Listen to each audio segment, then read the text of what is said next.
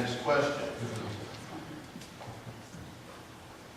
In reviewing and signing search warrants, what steps will you take to ensure that probable cause has been established?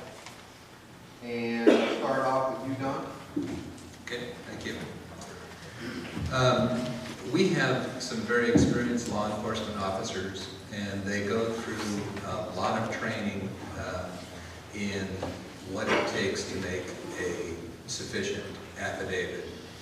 A lot of the determination of whether there's going to be probable cause or not has to do with our evaluation of the officer and whether this officer has been truthful with us and is relaying the facts to us to indicate that probably there's a crime that's been going on and that we should either, and I believe you said search warrants?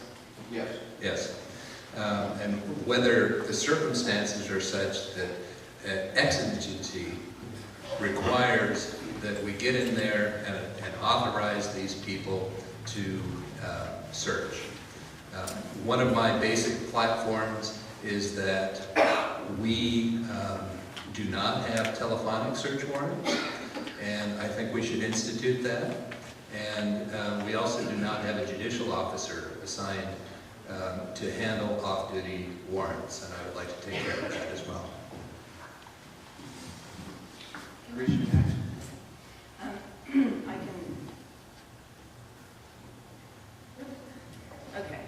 I can speak to search warrants. First of all, it's incorrect to say that we do not have judicial officers. Both Judge Follett and I are on call 24/7 for search warrants.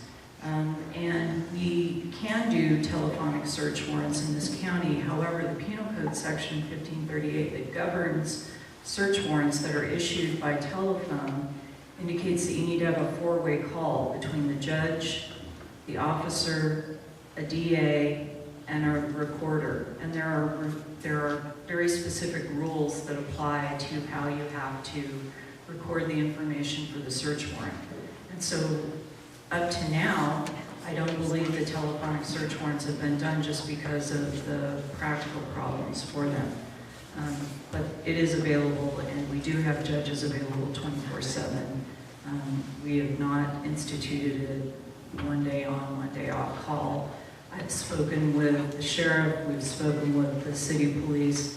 They are not requesting that. It has not been an issue, certainly in the time since I've been a judge. In evaluating a search warrant, you are required to look at what is in the affidavit and to determine whether the facts are there to support probable cause. There have been situations where I have sent officers back. There have been situations where I've sent officers back to talk to DAs about whether a search warrant needs additional facts or not. But you're required, when you're looking at a search warrant, to simply look at the information that's contained in the warrant itself to determine whether or not probable cause has been established.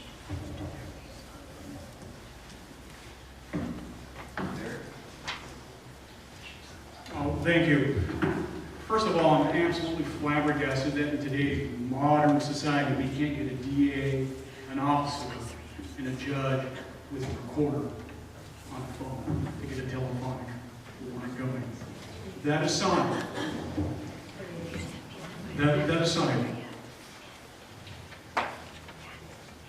it's only about reasonable suspicion whether there's evidence of a crime being held in someone's piece of property, on someone's piece of property. I believe we definitely streamline. I've seen affidavits that are literally 12 pages long. It's becoming a rather arduous and ridiculous process to go through. Officers are standing in hallways waiting for hours and hours and hours to get a judge to look at a warrant. I'm going to streamline that process. They're going to be allowed to interrupt me when I'm on this, in the courtroom, because I'm not worried about the defendant sitting in front of me. He's actually caught, he's going through due process. I'm more concerned about the individual that's either committed a crime or hiding evidence of a crime. And so those warrants will be dealt with immediately. To say otherwise is a problem. It's not just. It's not a benefit or considerate to this community and your safety. Thank you. Our next question. What is your philosophy in handling juvenile offenders? 601, I don't know if this is an S or a 5, and 602S.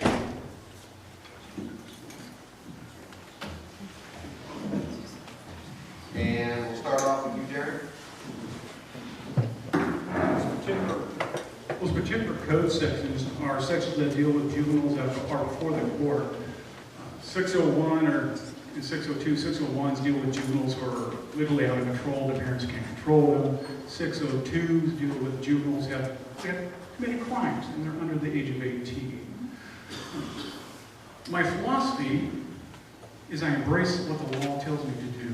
And the law says this, it's about rehabilitation for the juvenile offender.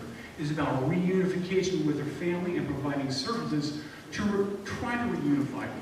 There's a lot of case study out there that say that's the best approach. Instead of ripping them away from the families, they will be more likely to be a positive member of society if we provide them services that allow them to rehabilitate, allow them to reconnect with the family and become productive members.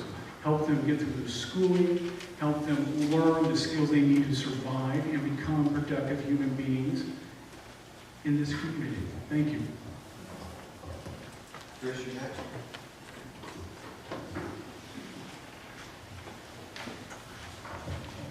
The challenge in dealing with juvenile offenders is that it's somewhat disheartening in some cases when you see kids who come from very traumatic backgrounds who don't have people in their lives who support them, who've never had a responsible adult take an interest in them. And so those cases are challenging, but they're also ripe for helping. And the juvenile delinquency system, I think, is one where it gives us an opportunity to not glamorize or simply not recognize the problems that kids have faced up to now, but to offer them help where it's appropriate, rehabilitation where it's appropriate, and punishment where it's appropriate. Thank you. Don?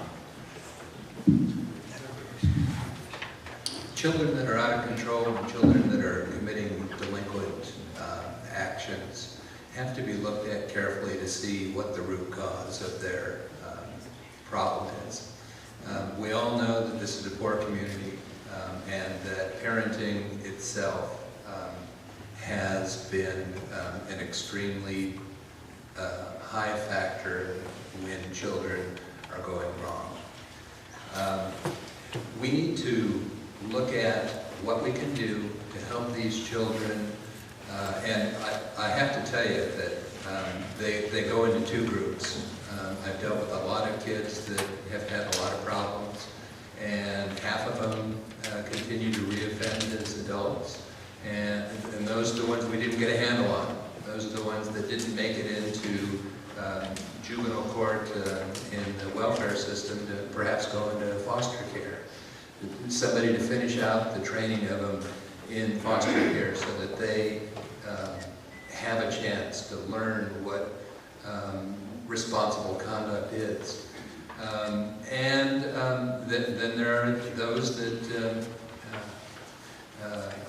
their conduct continued into drugs and so forth, and they simply lost touch and never did, and they ended up being in the state prison system. So it's a very difficult situation. Obviously, the goal, the statutory goal on juveniles is to do what you can to rehabilitate them and get them back on track. And I'm in favor of that. Thank you. Our next question. Currently, the DA's office has placed soft sentencing in front of the judges. When you receive what you believe to be a soft sentence, how will you handle this situation? And we'll start off with you, Chris. Well, when you receive a sentence that you don't believe is the right sentence, then it's your job as a judge to question it. In many cases, you're dealing with incomplete information. You don't have the police report. You're not allowed to look at the police report if you wish to hear the trial. And so you have to rely on the information that's been presented to you and to ask questions about whether this is an appropriate decision or not. As a judge, if you feel that you cannot go along with this proposed resolution, then you need to reject it and to tell the parties that you're not going to go along with it. Thank you. Darren?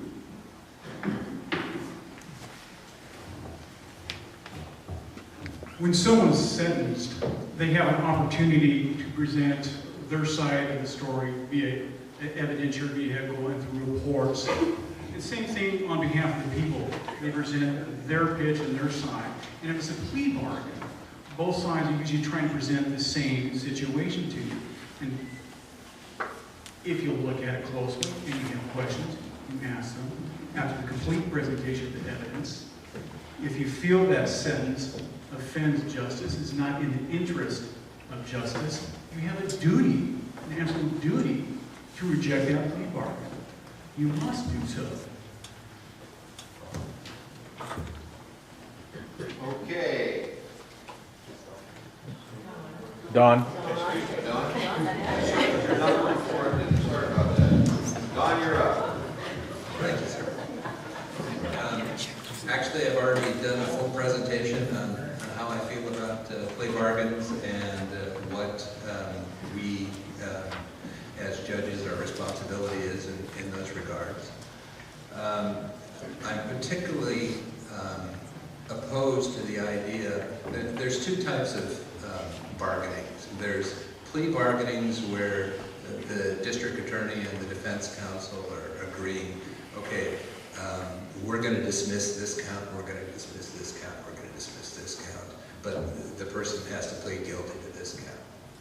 Now, to a large degree, the court has to believe the district attorney when they're representing to you that they don't have the evidence to make the case. If the case was charged so seriously that that's not believable to you, then again, I would ask for a waiver from the parties to allow me to look at the police report and decide whether the bargain is in the interest of justice. And if another judge, it turned out, had to do the trial, well, so be it. This is about fairness and justice. I'm very much unhappy with the idea of sentence bargaining, where the two parties come together and say, look, this is what he's pleading to, and this is what sentence you're going to give them. I think that's wrong. I think that the judge should have the latitude to say, no, I'm going to get a probation report, I'm going to see what the circumstances of this crime are, and I'm going to sentence this individual to what I think they would deserve.